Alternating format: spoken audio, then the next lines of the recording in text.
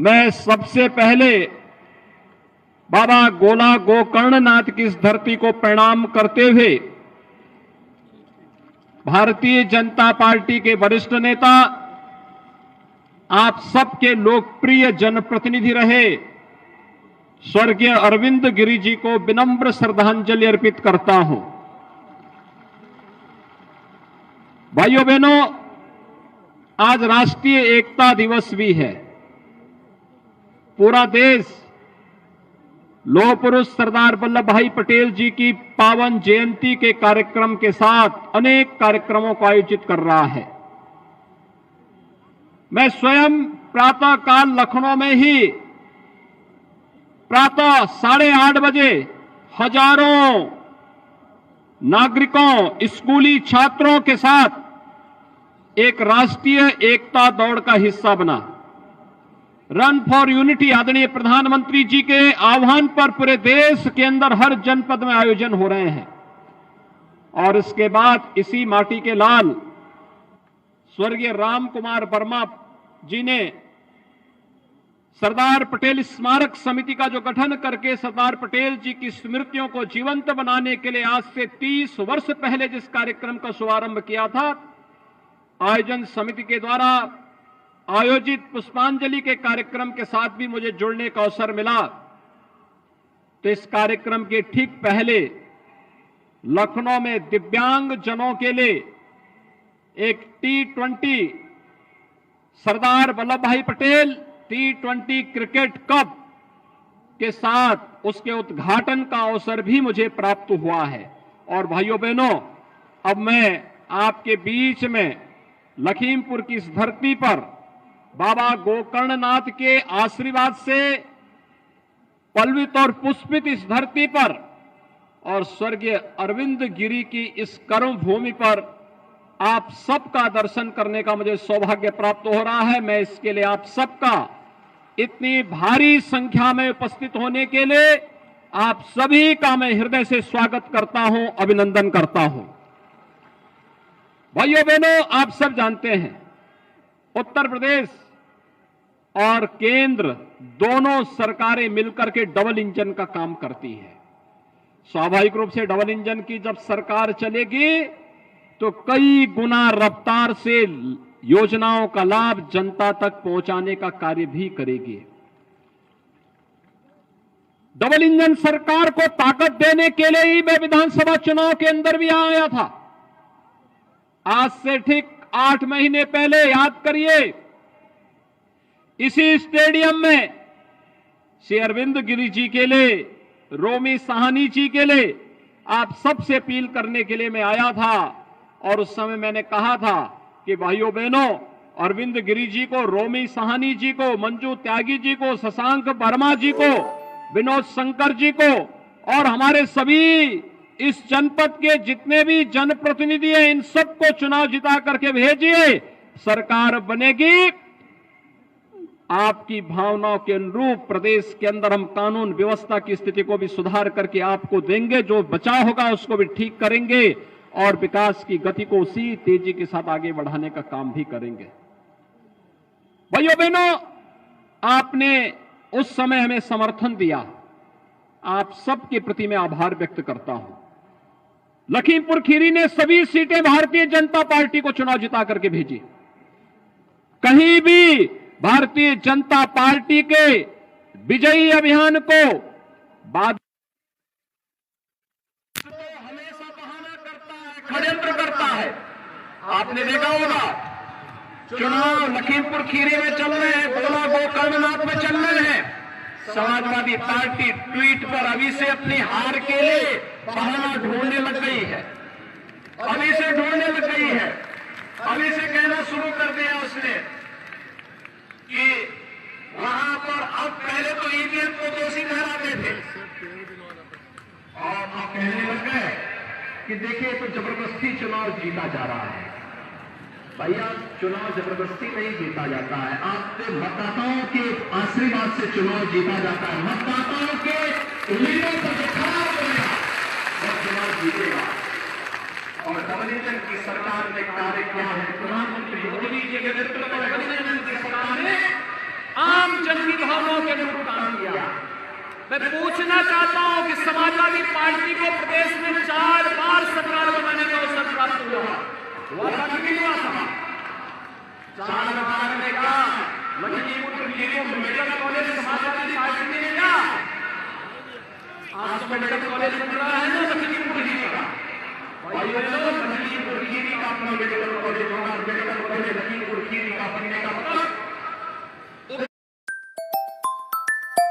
लखनऊ और दिल्ली मुंबई नहीं जाना पड़ेगा। मेडिकल कॉलेज यहाँ पर बनने के साथ ही मेडिकल की पढ़ाई करने वाले यहाँ के युवाओं को यहीं पर पढ़ाई की सुविधा प्राप्त होगी और उत्तम स्वास्थ्य सेवाएं भी लखीमपुर जनपद में, लखीमपुर जनपद में प्राप्त होगी। आपका असली उद्देश्य कौन है? और इसकी कसौटी तब सामने देखने को मिलता है जब संकट आता है। इस सदी का सबसे बड़ा संकट था कोरोना महामारी। और कोरोना महामारी के दौरान आपने देखा होगा सपा गायब थी, अन्य दल गायब थे, डबल इंजन की सरकार कार्य कर रहे थे और भारतीय जनता पार्टी का जनप्रतिनिधि, भारतीय जनता पार्टी का कार्यकर्ता जनता की सेवा में लगा हुआ था। और उस समय फ्री में टेस्ट, फ्री में उपचार, फ्री में वैक्सीन और डबल इंजन की सरकार है तो डबल डोज राशन की भी हर गरीब को उपलब्ध कराने का काम सरकार कर रही थी। आप सोचिए अगर समाजवादी पार्टी की दुर्भाग्य से सरकार होगी तो ये लोग कोई घर से बाहर ही नहीं निकलता, कोई नहीं निकलता। और उल्टा अगर भारत सरकार से कोई राशन नहीं आता तो भाइयों बहनों ये स्वयं दुकान जाते, एक भी भूखी कोई किसी जनता से नहीं मिलता। आज गरीबों के मकान बन रहे हैं, मैं भी देख रहा हूं 1,01,500 से अधिक गरीबों के लिए अकेले लखीमपुर जनपद में प्रधानमंत्री आवास योजना बने हैं। 1,01,000 से अधिक। और भाइयों बहनों यही नहीं, 5,77,000 गरीबों के लिए शौचालय भी लखीमपुर जनपद में बने हैं। 7,000 से अधिक स्ट्रीट स्वनिधि योजना में बैंकों से जोड़ने का काम भी किया गया और 4,220 से अधिक मजरों में विद्युतीकरण का कार्य करने के साथ ही भाइयों बहनों 1,07,000 गरीबों को फ्री में विद्युत के कनेक्शन भी उपलब्ध करवाने का कार्य अकेले इस जनपद में हुआ है। सौभाग्य किसान सम्मान निधि में अन्नदाता किसान पहले आत्महत्या करता था, डबल इंजन की सरकार ने अन्नदाता किसानों के हितों के लिए कार्य किया। प्रधानमंत्री किसान सम्मान निधि में 6,45,000 अन्नदाता किसानों को प्रधानमंत्री किसान सम्मान निधि का लाभ अकेले आपके इस जनपद में लखीमपुर खीरी जनपद में उपलब्ध हो रहा है। हर गरीब के घर में भी रसोई गैस का चूल्हा जल सके। लगभग 5 लाख गरीबों को फ्री में रसोई गैस के जनपद के अंदर उपलब्ध कराने के कार्य हुए। तो बेटी बचाओ बेटी पढ़ाओ का वास्तविक रूप कहीं देखना हो तो लखीमपुर खीरी के अंदर है भाइयों बहनों, जहां पर लगभग 40,000 बेटियों को मुख्यमंत्री कन्या सुमंगला योजना के माध्यम से जन्म से लेकर के स्नातक तक सरकार के द्वारा योजना का लाभ देने का कार्य किया जा रहा है। सामूहिक विवाह योजना में भी अकेले इस जनपद में 5100 बेटियों की शादी मुख्यमंत्री सामूहिक विवाह योजना के अंतर्गत संपन्न हुआ है। तो निराश्रित महिला पेंशन में लगभग 1 लाख बहनों को इस पेंशन की सुविधा का लाभ दिया जा रहा है। दिव्यांगजन पेंशन में भी 21,500 से अधिक दिव्यांगजनों को पेंशन की सुविधा का लाभ दिया जा रहा है। और यही नहीं, अरविंद गिरी जी ने एक योग्य जनप्रतिनिधि के रूप में भाइयों बहनों, उन्होंने इंटर कॉलेज खुलवाए, ITI खुलवाए, चिकित्सालय खुलवाए और उनकी हार्दिक इच्छा थी कि यहां पे बाबा गोला गोकर्णनाथ मंदिर को, जो छोटी काशी के रूप में विख्यात है, इसको भी काशी की तर्ज पर बेहतरीन कॉरिडोर के रूप में दर्शनीय बना दिया जाए।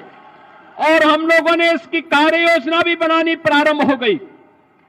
ये दुर्भाग्य है कि हमारे बीच में आज श्री अरविंद गिरी जी नहीं है, लेकिन उनके सुयोग्य पुत्र श्री अमन गिरी हमारे बीच में है, उनका प्रतिनिधित्व करने के लिए हमारे बीच में है।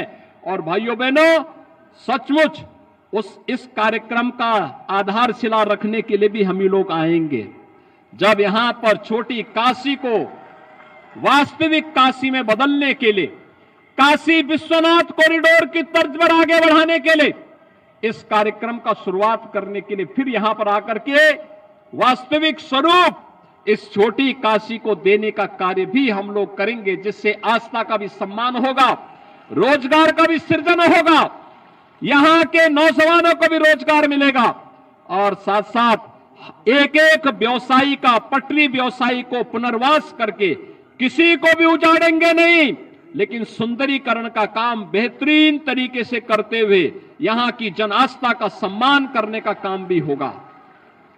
यहां की सड़कों के चौड़ीकरण के लिए हम पहले ही आदेश कर चुके हैं। यहां पर स्वर्गीय अरविंद गिरी की भावनाओं के अनुरूप गोला गोकर्णनाथ का विकास हो, इस कार्यक्रम को उसी तर्ज पर आगे बढ़ाने के लिए हम लोगों ने कार्य को आगे बढ़ाया है। और भाइयों बहनों, मैं आपको एक बार फिर आश्वासन देने के लिए आया हूं। प्रधानमंत्री मोदी जी ने एक ही मंत्र दिया पूरे देश को, सबका साथ, सबके विकास का, विकास सबका। आपने देखा होगा विकास की योजनाओं में हमने किसी की जाति, किसी का मत, किसी का मजहब, किसी का कोई भी हमने भेदभाव किसी के साथ नहीं किया, सभी को विकास की योजनाओं के साथ जोड़ा। विकास की योजनाओं में सबके साथ लेकर के, सबके विश्वास को अर्जित करते हुए इन कार्यक्रमों को आगे बढ़ाने का काम किया है। और मैं यहां के अन्नदाता किसानों को आश्वस्त करने के लिए आया हूं, आपके गन्ना मूल्य का एक एक पाई का भुगतान करवा करके ही हम लोग रहेंगे। हमने कह दिया है गन्ना विभाग को, सभी चीनी मिलों के साथ पहले से बैठक तय हो गई है और मैंने कह दिया है कि नया सत्र प्रारंभ होने के साथ ही एक एक अन्नदाता किसान का, गन्ना किसानों के गन्ना मूल्य का भुगतान भी हो जाना चाहिए। और अन्यथा अगर कहीं किसी ने कोताही बरतने का काम किया तो फिर याद रखना, हमारी जेलें भी इंतजार करती हैं उन लोगों की, जो लोगों का, जो हमारे अन्नदाता किसानों के भावनाओं के विरुद्ध कार्य करती हैं। हमारी जेलें इंतजार करती है उन भ्रष्टाचारियों का जो हमारे युवाओं के जीवन के साथ खिलवाड़ करते हैं। और आपने देखा होगा सरकार इस मामले में भ्रष्टाचार और भ्रष्टाचारियों के प्रति, अपराध और अपराधियों के प्रति जीरो टॉलरेंस की अपनी नीति के तहत कार्य कर रही है। आज आप देख रहे होंगे बड़े बड़े माफिया और अपराधी जो प्रदेश के अंदर सीना तान करके चलते थे, गरीबों की संपत्तियों पर कब्जा करते थे, किसानों को उजाड़ते थे, हर पूरी व्यवस्था को बंधक बना करके चलते थे, आज दुम दबा करके गिड़गिड़ाते हुए दिखाई दे रहे हैं। पूरे प्रदेश के अंदर आप देख सकते हैं, पूरब में जाइए, पश्चिम में जाइए, ये वही माफिया हैं जो 5 वर्ष पहले तक जिनकी तूती बोलती थी, आज कैसे गिड़गिड़ा रहे हैं। ऐसे लगता है जैसे भीगी बिल्ली जैसे दिखते हैं, दुम दबा करके चल रहे हैं। और इन माफियाओं के साथ यही व्यवहार होना चाहिए, नहीं तो ये आम जन का जीना हराम कर देंगे, बहन बेटियों की सुरक्षा में सेंध लगा डालेंगे, गरीबों की संपत्तियों पर कब्जा कर देंगे और किसी भी शरीफ व्यक्ति को जीने के अधिकार को छीनने का प्रयास करेंगे।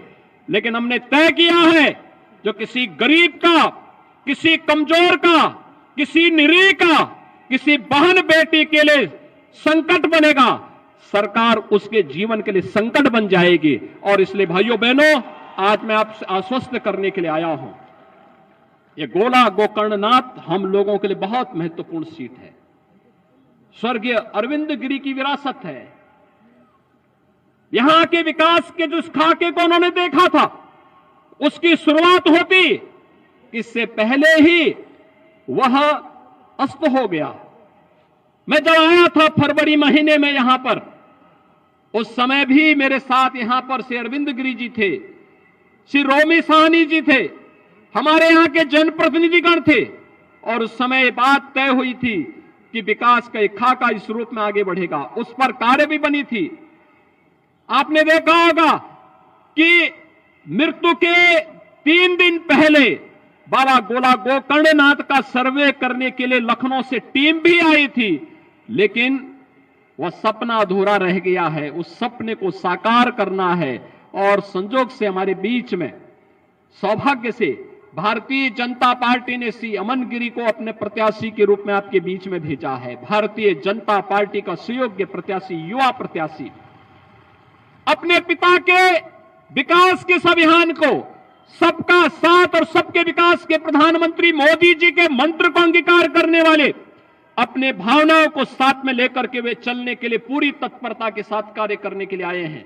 और इसलिए भाइयों बहनों, आज मैं आप सबसे अपील करने के लिए आया हूं। मैं जानता हूं आप सबकी भावनाएं स्वर्गीय अरविंद गिरी के साथ हैं और आप उन्हें वोट देंगे, लेकिन हमें रिकॉर्ड मात्रा में श्री अमन गिरी की जीत की गारंटी चाहिए,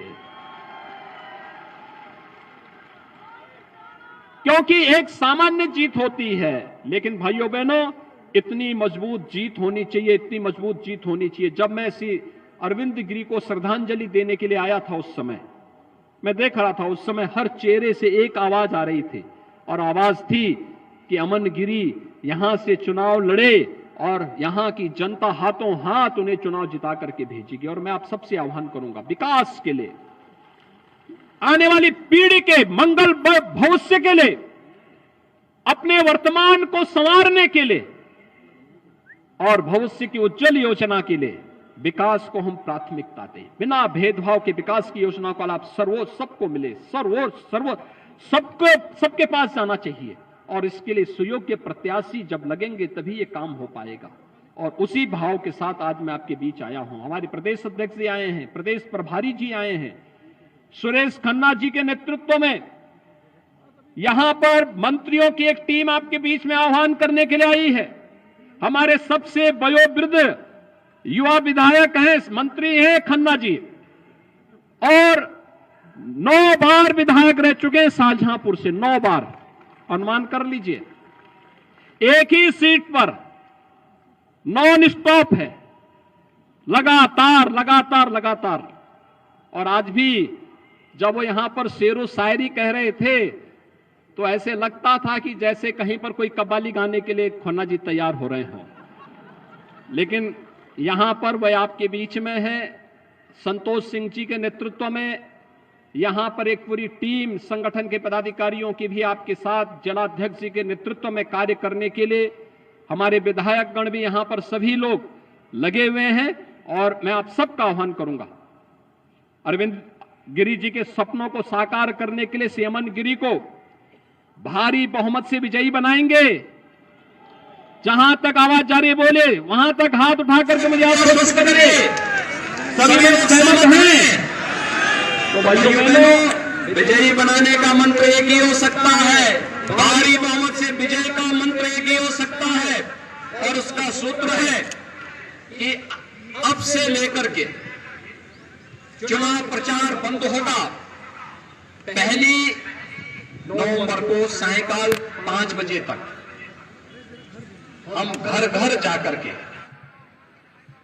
श्री अमन गिरी बनकर के एक एक मतदाता को मेरी ओर से उन्हें मतदान करने के लिए अपील करने के लिए बोलेंगे। मतदान का प्रतिशत बढ़ाएंगे ना, हर व्यक्ति मतदान स्थल पर समय पे जाएगा ना।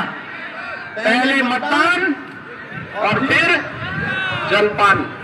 एक एक मतदाता मतदान करने के लिए जाए।